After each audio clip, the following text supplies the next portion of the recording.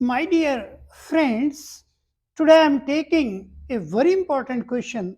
What is meant by latent and patent ambiguity? यानी ambiguity क्या है? अस्पष्टता. Definition of ambiguity. When a document is ambiguous, either its language does not show the clear sense of the document or its application to facts creates doubts. साथियों, कोई भी document जो अस्पष्ट हो, जिसकी लैंग्वेज से क्लियर ये ना सेंस का पता लगे, जो डॉक्यूमेंट ठीक होता है उसकी सेंस का तो एक सेकंड में एक ऑर्डिनरी सेंस से पता लग जाता है कि ये बिल्कुल ठीक है। लेकिन कई बार क्या होता है, डॉक्यूमेंट की सेंस का कई बार पता नहीं लगता, यानी वो सेंस स्पष्ट नहीं होती या लैंग्वेज स्पष्ट नहीं होती डॉक्यूमेंट की, यही मतलब है। यानी ऐसे डॉक्यूमेंट जिनकी लैंग्वेज स्पष्ट ना हो या जो उस डॉक्यूमेंट की लैंग्वेज या उसकी एप्लीकेशन, दो बातें हैं यहां पर, लैंग्वेज और application to facts creates doubts. यानी लैंग्वेज भी स्पष्ट हो और उसकी एप्लीकेशन यदि फैक्ट्स पर यानी अप्लाई करें तो डाउट्स पैदा करें। There are two things. Language does not show clear sense of the document or its application to facts create doubts. दो बातें हैं यहां पर। अब आगे देखिए, how far oral evidence can be allowed to clarify the language or to remove the defect. यानी oral evidence कहां तक उस डिफेक्ट को ठीक कर सकती है, ये देखना है। आगे section 93 to 98 lay down the relevant principles. साथियों, अब ये सेक्शन 93 से लेकर के 98 तक ये रेलिवेंट प्रिंसिपल हैं इस एम्बिग्यूटी के। ये इन प्रिंसिपल की सहायता से ये पता लगेगा कि डिफेक्ट किस प्रकार का है, ये इन सेक्शन के अंदर जो है वो स्पष्ट होगा। आगे, these sections can be placed in two groups depending upon the types of defect shown by the document. और ये सेक्शन मैंने बताया ना, डिफेक्ट जैसे पहले है उसकी लैंग्वेज क्लियर नहीं है, दूसरा उसकी एप्लीकेशन डाउट्स क्रिएट करती है। देयर आर टू थिंग्स मैंने बताया था, जिस डॉक्यूमेंट की लैंग्वेज क्लियर ना हो या उसकी एप्लीकेशन डाउट क्रिएट करे। अब ये सेक्शन है 93 to 98, ये जो है दो ग्रुप के अंदर इन सेक्शंस को डिवाइड कर दिया डिफेक्ट के अनुसार। क्यों, डिफेक्ट भी दो ही है, ऊपर देख लो आप, एक लैंग्वेज का डिफेक्ट, एक एप्लीकेशन का डिफेक्ट। ये सेक्शन भी 93, 94 लैंग्वेज के अंदर डिवाइड किए और 95, 6, 7, 8 ये एप्लीकेशंस के अंदर जो है इनको डिवाइड किया। इसका मतलब ये हुआ कि एम्बिग्यूटी दो प्रकार की हुई। The types of defect shown by the document, thus the ambiguities are of two kinds. अब हम यहां पर पहुंच गए कि जब डिफेक्ट्स दो प्रकार के हैं तो एम्बिग्यूटी दो प्रकार की हुई ना। यानी इसका मतलब ये हुआ कि एम्बिग्यूटी दो प्रकार की हुई। Ambiguities are of two kinds. First क्या है, पेटेंट एम्बिग्यूटी, और सेकंड क्या है, लेटेंट एम्बिग्यूटी। इस पेटेंट एम्बिग्यूटी में सेक्शन 93, 94 आते हैं और लेटेंट में 95, 96, 97 एंड 98। पेटेंट में दो सेक्शन है, 93, 94, और लेटेंट में 4 सेक्शन है। अब हम यहां तक पहुंच गए, एम्बिग्यूटी क्या है।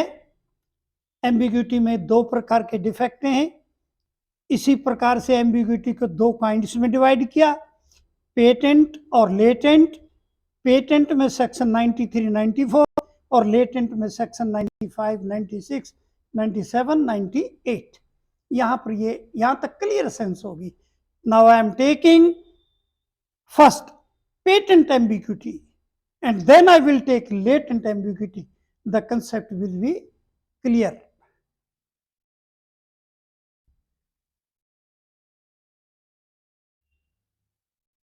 My dear friends, I am taking first patent ambiguity. A patent ambiguity means a defect which is apparent on the face of the document. The document is apparently defective. Any person reading the document with ordinary intelligence would at once observe the defect. In such cases, the principle is that oral evidence is not allowed to remove the defect. This fact could have been known to the parties, and if they did not care to remove it, it is too late to remove it when a dispute has arisen. देखो कितनी clear sense है। एक patent ambiguity क्या है, यानी document का defect जो है बिल्कुल अपरेंटली उसके फेस पर दिखाई देता है, यानी डॉक्यूमेंट एकदम साफ दिखाई देता है कि डिफेक्टिव डॉक्यूमेंट है। यदि उस डॉक्यूमेंट को हमें ऑर्डिनरी सेंस से भी यदि पढ़ते हैं और देखते हैं तो डिफेक्ट एकदम जो है हमें साफ दिखाई देता है, ये मतलब है। पेटेंट एम्बिग्यूटी का मतलब ये है, जब हम किसी डॉक्यूमेंट को देखते हैं तो डिफेक्ट उसके फेस पर यानी एट वंस डॉक्यूमेंट के ऊपर यानी डॉक्यूमेंट के अंदर जब पढ़ते हैं देखते हैं तो एकदम ये साधारण सोच से ये पता लग जाता है कि ये तो डिफेक्टिव है। ये है पेटेंट एम्बिग्यूटी। अच्छा, प्रिंसिपल क्या है? The principle is that oral evidence is not allowed to remove the defect. इसका प्रिंसिपल, फर्स्ट प्रिंसिपल क्या है इस पेटेंट एम्बिग्यूटी का, कि oral evidence can not remove the defect. This fact could have been known to the parties and if they did not care to remove. भाई ये parties को अपने डॉक्यूमेंट के डिफेक्ट का पता था और उन्होंने उसको रिमूव नहीं कराया तो ये उनकी गलती है। अब तो वो बहुत लेट हो चुके हैं, it is too late to remove it when a dispute is raise. अब वो बहुत देर हो चुकी है, अब उसे वो रिमूव नहीं करा सकते क्योंकि डिस्प्यूट जो है वो सामने आ चुका है। अब रिमूव कराएंगे तो एकदम क्लियर हो जाएगा कि ये तो गलत था। Section 93 lays down the first principle relating to patent ambiguity. My dear friends, जैसे मैंने बताया था पेटेंट एम्बिग्यूटी के दो सेक्शन हैं, 93, 94। 93 फर्स्ट प्रिंसिपल को शो करता है, 94 के अंदर सेकंड प्रिंसिपल आता है। ये फर्स्ट प्रिंसिपल की बात कर रहा हूं मैं। ये तो 93 lays down the first principle relating to patent ambiguity. According to section 93, evidence may not be given of fact which would show its meaning or supply its defect. यानी ये सेक्शन 93 साफ मना कर सकता है कि ऑरल एविडेंस इस defect को रिमूव नहीं कर सकती, ना इसके डिफेक्ट को रिमूव कर सकती, ना इस डिफेक्ट के मीनिंग को समझा सकती और ना ही डिफेक्ट को सप्लाई कर सकती। तो oral evidence is not allowed according to this section 93। तो प्यारे साथियों, पेटेंट एम्बिग्यूटी कितनी क्लियर है ये आपने पता लग गया, यानी डॉक्यूमेंट एकदम डिफेक्टिव है और साफ दिखाई देता है और सेक्शन 93 ऑरल एविडेंस को अलाउ नहीं करता कि इस डिफेक्ट को रिमूव किया जाए। और पार्टी को पहले से यदि पता था इसमें डिफेक्ट है तो उसे रिमूव कर देना चाहिए था। यदि नहीं किया तो अब बहुत लेट हो चुका है क्योंकि डिस्प्यूट जो है वो सामने आ चुका है, अराइज हो चुका है। अब मैं इसके कुछ एग्जाम्पल लूंगा, साथियों देखना कितने इंटरेस्टिंग एग्जाम्पल है।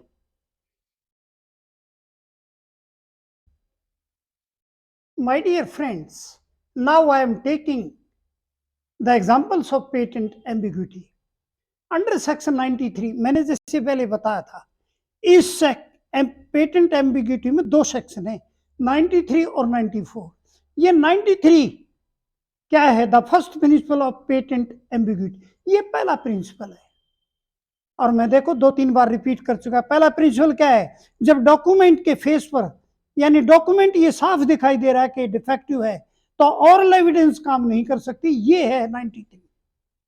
ऑरल एविडेंस उस डिफेक्ट को रिमूव नहीं कर सकती है, ना ही फैक्ट्स को सप्लाई कर सकती है, ये है फर्स्ट प्रिंसिपल। अब क्या है, जैसे एग्जांपल से क्लियर हो जाएगा। देखो, A agrees in writing to sell a horse to be for ₹1000 और रुपीज देखो 1000 और a 1500। Evidence can not be given to show which price was to be given. यानी एक डॉक्यूमेंट बनाया गया, क्या बनाया गया? ए जो है बी को एक घोड़ा बेचता है और राइटिंग में डॉक्यूमेंट भी बन गया, लेकिन उस डॉक्यूमेंट में लिख दिया भाई घोड़े की प्राइस जो होगी या तो 1000 या 1500। अब बताइए बी जो है 1000 रुपए दे या 1500 रुपए दे? ये तो डिफेक्टिव है ये डॉक्यूमेंट। अब इस पर तो झगड़ा हो जाएगा। अब 1000 दे या 1500 दे, साफ दिखाई दे रहा है कि डॉक्यूमेंट या तो 1000 लिखना चाहिए था या 1500, लेकिन दोनों लिख दिए। अब इसमें यदि evidence can not be given to show which price was to be given, अब एविडेंस जो है ये नहीं शो कर सकती कि कौन सी प्राइस उसको दी जानी थी, ये बता ही नहीं सकती ऑरल एविडेंस। 1000 कहे या 1500 कहे, ये क्लियर देखो कितना साफ दिखाई देता है। एग्जांपल सेकंड देखो, a deed contains blanks, evidence can not be given of facts which would show how they were mean to be filled. यानी कई बार क्या होता है डॉक्यूमेंट के अंदर खाली जगह छोड़ दी जाती है, ना 1000 लिखे ना 1500 लिखे। अब बताओ उसके अंदर क्या लिखे और एविडेंस जो देगा वो क्या बताए इसके अंदर क्या भरना चाहिए या इसके अंदर क्या भरना चाहिए था। यानी वो एविडेंस इस उस ब्लैंक को एक तरह से ये नहीं क्लियर कर सकता कि इसकी जगह क्या आना चाहिए था, इसलिए ऑरल एविडेंस वहां भी काम नहीं करेगी। तो ये प्यारे विद्यार्थियों मैंने दो एग्जाम्पल दिए, देखो कितने स्पष्ट हैं। पेटेंट एम्बिग्यूटी और सेक्शन 93 के अंदर ये दो एग्जाम्पल हैं, यानी क्लियर दिखाई दे रहा है कि डॉक्यूमेंट एकदम डिफेक्टिव है और ऑरल एविडेंस भी यहां काम नहीं कर सकती। अब बताओ इससे स्पष्ट और क्या होगा। ये देखो दोबारा फिर लिख दिया मैंने नीचे, the principle is that where the language of document is apparently on the face of it defective, oral evidence cannot be given of facts which would show its meaning or remove its defect। ये दोबारा फिर लिख दिया, ये principal की definition देखो फिर दोबारा लिख दी। वही है कि इस प्रिंसिपल के अंडर ऑरल एविडेंस काम नहीं कर सकती, ये डिफेक्ट इस प्रकार का है, ऑरल एविडेंस रिमूव ही नहीं कर सकती डिफेक्ट को।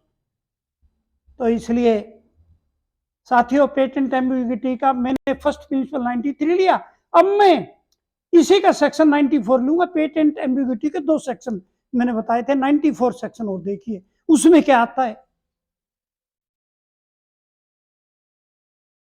My dear friends, now I am taking second principle section 94। 93 में फर्स्ट प्रिंसिपल था और 94 में सेकंड प्रिंसिपल है पेटेंट एम्बिग्यूटी का। मैंने बताया था पेटेंट एम्बिग्यूटी के दो ही प्रिंसिपल है, फर्स्ट और सेकंड। फर्स्ट आता है 93 के अंडर और सेकंड प्रिंसिपल आता है 94 के अंडर। लेकिन एक बात मैं बताना चाहूंगा साथियों कि दोनों प्रिंसिपल में डॉक्यूमेंट तो डिफेक्टिव है ही और दोनों ही प्रिंसिपल में एविडेंस जो है ना वो काम नहीं करती है। एविडेंस ऑरल एविडेंस अलाउड भी नहीं है और ऑरल एविडेंस उस डिफेक्ट को रिमूव भी नहीं कर सकती। अब देखो 94 में देखिए क्या है, according to section 94 when language used in document is plain itself, यानी लैंग्वेज जो है एकदम प्लेन है, यानी क्लियर सेंस नहीं शो करती, लैंग्वेज है, and when it applies accurately to existing fact, evidence may not be given to show that it was mean to apply to such fact. यानी जब उस लैंग्वेज को किसी फैक्ट्स पर अप्लाई करते हैं तो वो ठीक से अप्लाई होती ही नहीं, यानी ठीक से उसका अर्थ निकलता ही नहीं, और एविडेंस जो दी जाएगी वो भी उसको क्लियर नहीं कर सकती। अब एक एग्जांपल है, देखो उसके माध्यम से देखिए। Example, A sells to B by deed, यानी ए बी को बाय डीड यानी सेल डीड के द्वारा जमीन बेचता है। My estate at Meerut containing 100 bigha, और वो ये कहता है कि मेरी मेरठ के अंदर 100 बीघा जमीन है, लिख दी डीड के अंदर। A has an estate at Meerut containing 100, ये भी सच्चाई है कि ए की जमीन मेरठ के अंदर 100 बीघा है, जो उसने लिखी वो ठीक है। Evidence may not be given of the facts, the estate mean to be sold was one situated at different place and of a different sizes। ये नहीं लिखा डीड के अंदर कि वो जमीन मेरठ में किस स्थान पर है और साइजेज क्या क्या है। एक बात बताइए, 100 बीघा हो सकती है, एक जगह 10 बीघे हो, एक जगह 20 बीघे हो, एक जगह 50 बीघे, यानी इस तरह टोटल तो 100 बीघा हो जाए, लेकिन एट डिफरेंट प्लेसेस है और एट और ऑफ डिफरेंट साइजेस है। यानी ये नहीं लिखा कि इस स्थान पर इतनी जमीन और उसका साइज इतना है, ये डिफेक्ट था उस डॉक्यूमेंट के अंदर। बस सिर्फ इतना लिख दिया डीड के अंदर कि मेरी 100 बीघा जमीन मेरठ के अंदर है, मैं उसे बेचता हूं। अब बताओ, डॉक्यूमेंट ये तो क्लियर नहीं कर रहा ना, ये जमीन किस जगह पर है और किस साइज की है। 100 बीघे से अब वो कैसे ले उस जमीन को, किस किस स्थान पर ले और किस किस साइजेस के ले, यानी ये क्लियर इज, यानी प्लेस और size was not clear in the document, and oral evidence cannot make it clear to be. So this is the second type of defect of patent ambiguity।